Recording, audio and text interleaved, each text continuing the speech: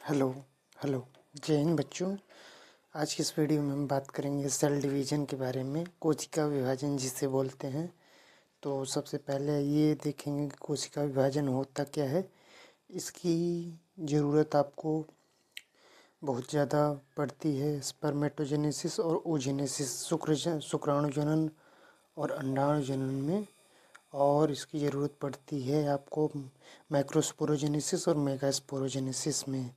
तो सबसे पहले देखते हैं सेल डिवीजन। तो कोशिका विभाजन वह प्रक्रिया होती है जिसमें एक कोशिका विभाजित होकर के नई कोशिकाओं को बनाती है। यह प्रक्रिया वृद्धि मतलब ग्रोथ, मरम्मत मतलब रिपेयरिंग या रिपेयर, प्रजनन मतलब रिप्रोडक्शन और आनुवंशिक गुणों के स्थानांतरण के लिए बहुत आवश्यक होती है। मतलब इसका उपयोग हम मरम्मत, प्रजनन और वृद्धि और विकास के लिए करते हैं सेल डिवीजन का। या फिर ऐसे बोल सकते हैं कि सेल डिवीजन का यूज हम वृद्धि, विकास, मरम्मत, प्रजनन और आनुवंशिक गुणों को एक पीढ़ी से दूसरी पीढ़ी में स्थानांतरण करने के लिए उपयोग करते हैं।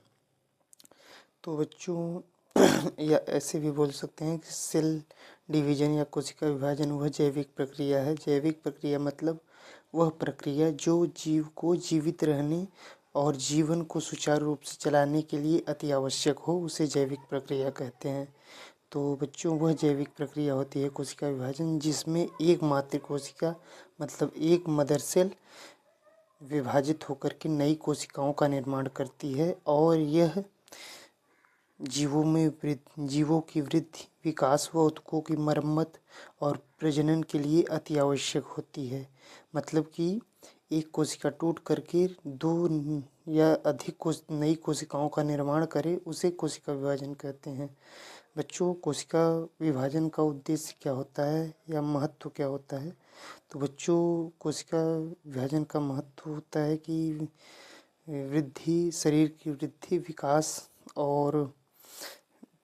वृद्धि और विकास के लिए और क्षतिग्रस्त कोशिकाओं या फिर मात्र कोशिकाओं के स्थान को ग्रहण करने के लिए इसका उपयोग करेंगे। यह महत्वपूर्ण होती है या फिर इसका महत्व होता है।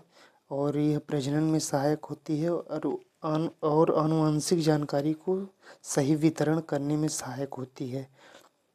सेल डिवीजन के थ्रू जो हमारी जेनेटिक इन्फॉर्मेशन है वो एक पीढ़ी से दूसरी पीढ़ी में स्थानांतरण होती है।